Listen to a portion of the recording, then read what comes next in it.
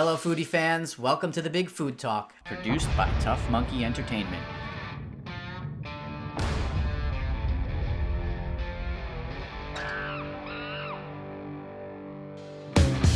I'm your host, Sal Conca. This show supports restaurants, chefs, and food pioneers with your help. Head to bigfoodtalk.com to make your donation today, or check out our fun apparel line with proceeds going directly to participating restaurants. Special thanks to the Long Island Food Council, Dine LI Facebook group, and Yelp Long Island for supporting this episode. Today I'm speaking with John, the founder of Hot Crispy Oil. Hot Crispy Oil is a local startup born during the recent pandemic after his family's restaurant of 43 years was forced to shut down. Listen in to find out how this local startup is catching fire all over the Northeast in only a few short months. Let's hear John's story. Hey John, welcome to the Big Food Talk. I'm excited to speak with you today about Hot Crispy Oil. How are things going in Saratoga, New York? Great. Thanks for having me, Sal. Things are good. We came out pretty fast. We're COVID born. I mean, the concept, the idea was spawned off the closure of a family restaurant going back to, when things got really hairy there back in March. Mm. We officially didn't really launch until about July. So we're just a few months in. We're newbies, but we've had some great success. We've moved quite fast. We're in close to about 40 retailers now in the first couple of months, Mm-hmm. and the future's bright. We're looking forward here.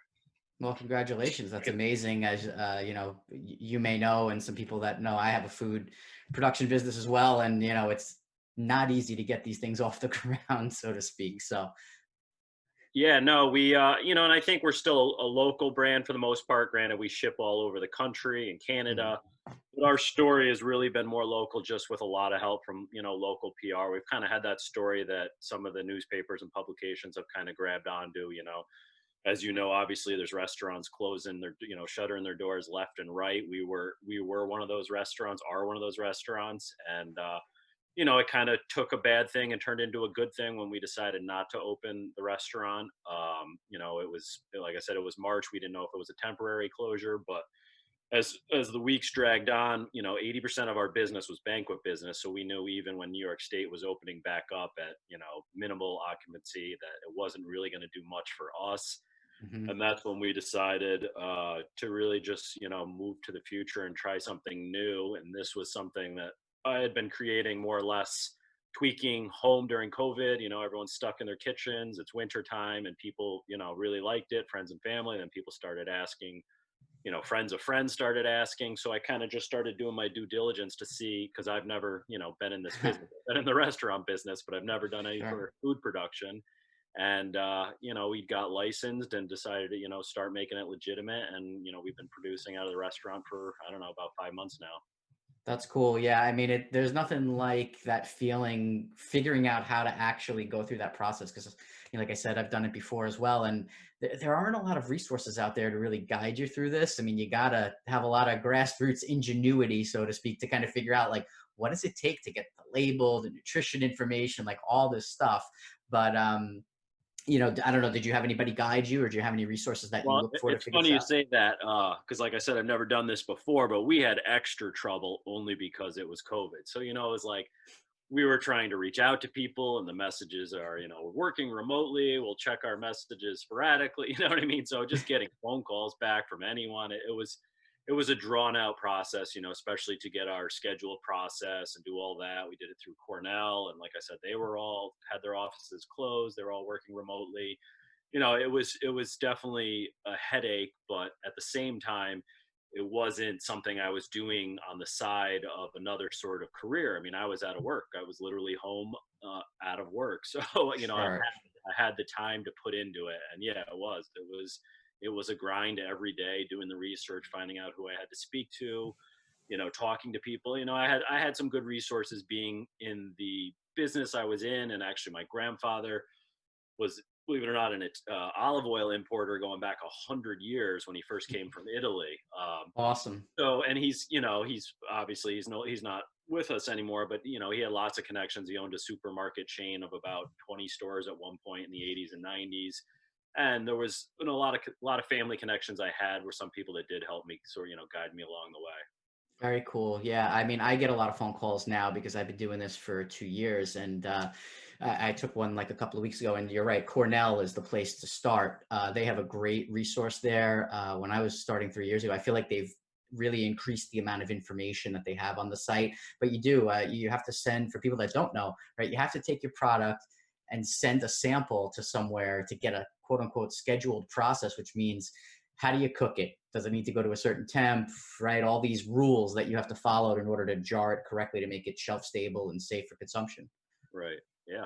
Yeah. That Yeah. was all, like I said, that was all new for me. And, you know, at first we were worried. We thought we were an acidic food. It turns out we weren't. So we didn't have to do pH testing. And then, you know, we were water level activity and all this stuff. And I was just like, I don't know what any of this means, but I'm going to do what they tell me.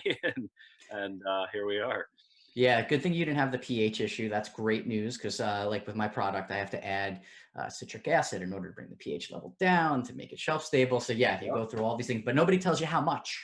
So Yeah. they say you got to do this, but they Right. don't tell you how much you need to make it work. And there's no magic formula for a lot of this stuff. No, So they're sitting in a lab with their lab coats telling you this stuff, and you're just like, okay. So yeah, I actually did all that research, like you said, the citric acid, trying to figure out how you could lower pH levels. And then, you know, luckily we were happily surprised when they came back and they said, well, you're actually not an acidic food. You're low water activity. You have to do testing once a quarter as opposed to batch testing and all that. So it ended up working out for us pretty easily. very cool. Well, let's step back a little bit. What is, you mentioned the restaurant of 43 years. Yep. What's your culinary background? What was the restaurant? What were you doing before this? Well, my parents opened it up in the late '70s. The name of the restaurant was Le Serre. That was kind of the height of the haute cuisine, French fine dining type stuff. You know, over the years and decades, really, we transitioned to a little more wide global cuisine type menu. There were certain things like duck confit, egg rolls, and stuff like that. But I went to school not wanting to be in the restaurant business, probably like a lot of people that grow up in the restaurant business. Their parents say, go do something, go get a degree, don't go do something else. So I did Sure. that. But then sure enough, I kind of got pulled back into it. And, so I was in the restaurant really full time since I got out of college back in 2004. And I spent, the last 15 plus years working in the restaurant, doing restaurant stuff. And COVID hit. I had always kind of started thinking for my future, like, I don't know if I can do this forever. I mean, everyone that's in the restaurant business knows it's great. You're your own boss, but it's grueling. It's a tough business. And I have young kids, and the idea of just always being nights and weekends. And so like I said, I had always kind of thought, what can I do next? Maybe it's time to do something else. And COVID, I can't say was the only reason, but it was definitely a kickstart to say, maybe this is the time to try to do something else. And we have Sure, sure. all those tailwinds working with us, with people, more online sales and direct to consumer, and people staying in more. So it just seemed like it was really a good time to try something like this. Definitely, definitely. And obviously you've got that local support behind you, and you're already in a great number of stores, which is amazing. To get that type of support early on, it's awesome. And so how did you actually come up with the idea for hot crispy oil? And can you explain to people like what exactly is it? Yeah, so the product itself is a blended olive oil. It does use a little vegetable oil only because of the smoke point olive oil to fry things. All of our ingredients are fried in the actual medium that it's sold in. So it's a blended olive oil, and it's got fried fresh garlic, shallots, and then there's like our proprietary blend of 4 or 5 different chili peppers in there. Um, there's certain products, and sometimes I think we get miscategorized with, like the Asian chili oils, and I love them. I have some of them, but I kind of wanted to create something with a little bit of a different flavor profile that might lend itself to, a piece of pizza or a submarine sandwich, or, eggs, which, to me, some of the Asian ones on the market, like Lao Gan and Fly By Jing, as much as I like them, they have certain things like fermented beans, or, they have a lot of heavy umami flavor. And to me, they just didn't really lend itself to certain other dishes. So I kind of was playing with the recipe and trying to make it, my own this is all throughout COVID, tweaking it here or there. And I kind of just came up with something that to me just had a really deep flavor profile. And our original, we have two, we have an extra hot and we have our original, was kind of a mild heat, and that was always the idea, to not really go after the people that want to just burn their mouths. And I just started trying it on things, and people started trying things, and they would say, oh, I put it on, I'll just give you like a hot dog or something like that I had never even thought of. And like, it was really good. So like, it started turning this thing like, wow, this is not really, just a dipping oil for bread per se, which some people might think it is, but it's really a condiment. It's something you would leave on the table, and you can put it on, pizzas last night, you put it on pizza, hot dogs, chicken, proteins, vegetables. It's just got like a really versatile flavor profile that it works with a lot of stuff. Yeah, and that's what's the cool thing about having a food business like this, where you think the product is born one way, so to speak, and then these customers, they come out and they just embrace it in a whole different way, and you Right. start seeing how they're using it, and like you said, somebody's using it on hot dogs. It's incredible. I think that's amazing. That, for me, that was the most fun part of having this business, was seeing all that, seeing these customers Yeah. get enthusiastic and understanding how to use the product and giving you ideas, right? So they start to give you ideas.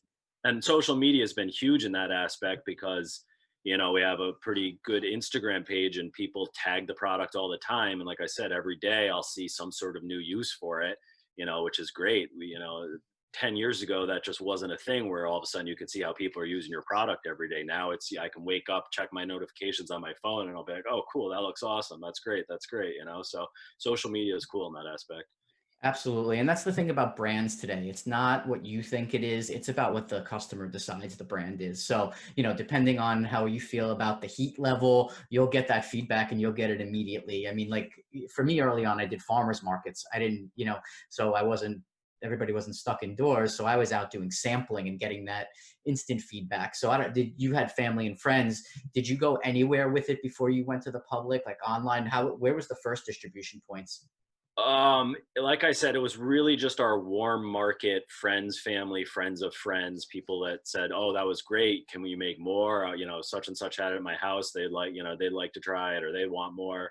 Hmm. So we didn't really go to market until we actually had like a buzz. What we did is we put our website up. We started collecting, because it came to a point where we couldn't, legally we can't just be selling it, until Sure. we're registered and licensed to do that. So what we did is we launched a website, and we started collecting emails telling people national launch and whatever it was at the time, a month or 4 or 5 weeks. And then we had kind of built this, like I said, a buzz or a base of people waiting for it. So the day we launched it on our website for shipping, and it was more or less the day we launched it, we also launched our first retailer, which was like an importing store. And same thing. He was like, well, I don't know, it's new, because I know these guys, sometimes they get a jar of, Sure. a case of pickles that might sit on the shelf for a month or 2 months. So he said, well, why don't you just give me 2 cases to start?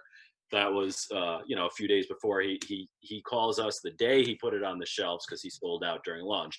And that wasn't just because people were walking by like, oh, I got to get hot crispy oils, because we had, like I said, been building this base of customers, and I've heard great things. Where can we buy? Where can we get it? Mhm. So the first couple of days were just wild. Like I said, he called and he said, "Oh, keep bringing it, keep bringing it. I know I'm selling it." And then other retailers started reaching out, and like I said, we have, for our first month, we were picking up 3 or 4 new retailers every week, and we're still at that pace. Very cool. Enjoy that honeymoon phase. Like, Yeah. make it last as long as you can. It's amazing. It's the best feeling in the world. Um, so, like, in terms of getting registered, we talked about sending your product for testing and all this stuff. What does your production process look like? I mean, you had the benefit of being in a commercial kitchen because you're using the closed restaurant. How are Right. you managing your batches? How are you, like, what's the largest batch size you can make? Like, are you keeping up with production? Like, how far are you away from moving to the Yeah, next well, steps? I mean, as of now, we're licensed as a small food processor, which allows us 10 up to 10 full-time guys in the kitchen. So we have some room. We're not there yet with production. Mhm. Um, that being said, there's probably going to be a point, if we continue to grow like we are, and I hope we do, that we are going to have to explore other options, whether it's a larger, and it's not necessarily just the production, because the product itself isn't that tough to make. It doesn't require heavy machinery and stuff like that. At least on the batch level we're making it. These Hmm. guys make, I don't know, they can put out, let's see here, they can put out 400 units in a day or something pretty easily. That's great. But one of our issues is being in a restaurant is we aren't set up for like food, like facility warehouse type product. You know what I mean? Like we get jars delivered from a supplier and we don't have a loading dock. So I've got 5,000 jars sitting in a street in downtown Albany and we have to hand cart them in. You know what I mean? So there's a lot of inefficiencies in that regard because it's, Yes. and also like we're most likely signing with a big Western distributor coming in the next week or two. And like, they're going to send a truck. They want pallet loads. Well, it's just, we're literally going to be hand carting it out through a restaurant door, trying to get it loaded on a truck, which works for now. It's great, but it won't always work. Of course. I mean, that's kind of the cool stuff that when you look back as you get the business matures, you'll look back on all those things and be like, oh my gosh, I can't believe we were hand loading this stuff. Or I don't know how you go through the process of like the garlic and the shallots. Are you guys hand slicing or do you have machinery? How do you We get? have a machine. That was actually one piece of equipment. We have like a big Hobart machine that has a plate attachment that they can just, it's got like a hopper and they can throw 5-10 pounds of garlic in it and it'll shoot it out. So we do have some equipment that's been actually really helpful.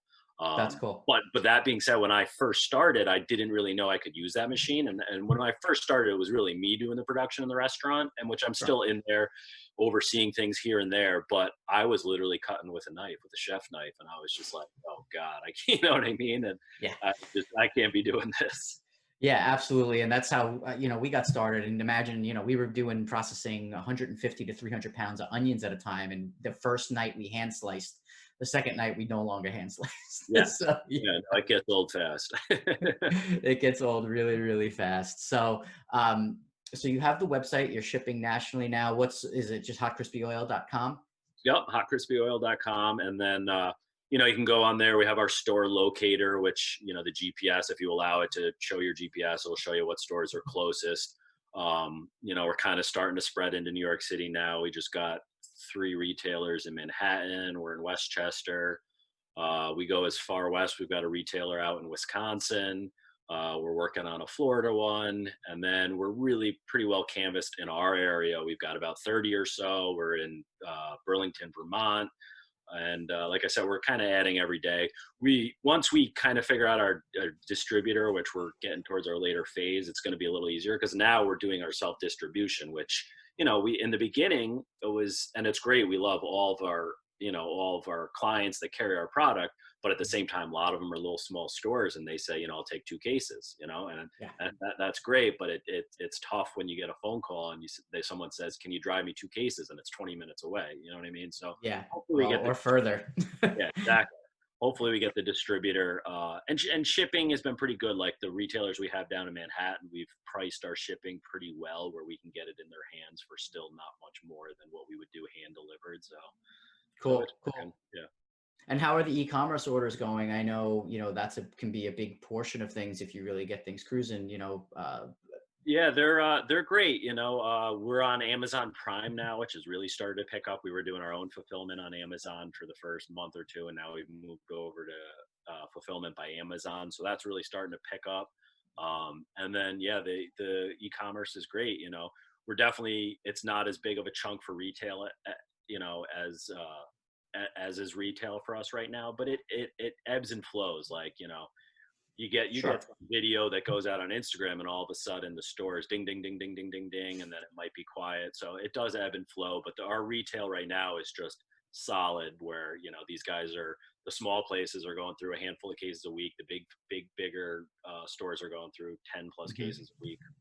What are you using how do you ship your products? I know you shipped me mine. I got in a great little box. It was packed nice and tight in the bubble wrap. Are you using postal service, FedEx, UPS? How do you guys ship right now? We use both. It depends. So we're set up through our website is through Shopify. So they deal with the shipping. Basically, the customer picks who they want to ship based on the speed they want it, the price point they want it at. So a majority of it is U.S. Postal and UPS. And then we do some business to retailers through FedEx. A lot of them have FedEx accounts, so they'll just say you can bill us to our FedEx account and we'll ship it down to you. Yeah, So, anything for convenience. And I'll recommend, if you haven't checked it out yet, I use Pirate Ship for all of yeah, my I've actually shipping. looked a little into it, but I haven't pursued it enough. So I'm curious to more about that. Yeah, it's cool. You get great discounted rates for shipping to through the U.S. Postal Service. For USPS rates, Pirate Ship has great rate, and it's free. There's no membership to join. There's no like whatever. You just buy your labels directly through their system to be able to ship your product, and you slap it on the whatever box you want. It's great. Yeah, that's great. It's good to hear someone that definitely endorsed it. Because, like I said, I looked into it, but things had gotten so crazy, and I was looking at so many things. I said, I'll explore that at a later date. Yeah, for sure, absolutely. So, what else? I'm totally drawing a blank. I was ready for a next question, and I went completely blank on myself. What I was going to ask is, I know you're so new to the business, but we have a lot of people that are interested in starting their own businesses, things like that. What advice would you give to somebody looking to start a food product business right now? Expect hurdles and obstacles, and that's just part of the game. And if you believe you have a good product, it's eventually going to work out for you. And I know, like saying that right now, I know we're going to have massive hurdles going forward. And I think if you prepare for issues, you're not as blindsided and beaten down when they do come along. You just say, it is what it is. We're going to get through it.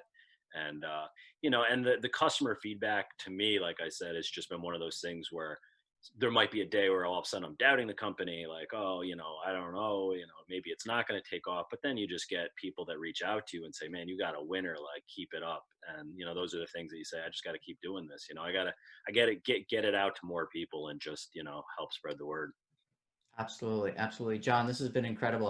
I've really enjoyed hearing your story, especially being in the food business as well. It was great to hear another food manufacturer and what they're doing to get started. I wish you nothing but continued success, and I hope everybody goes out and follows Hot Crispy Oil and go order some at hotcrispyoil.com. Thanks, Sal. I appreciate it. Great talk. You got it, man. Take care. All right, you as well. Thanks for tuning in to the Big Food Talk, produced by Tough Monkey Entertainment. Subscribe on iTunes and wherever you listen to podcasts. Follow us on Instagram for behind-the-scenes takes, or watch complete episodes on YouTube.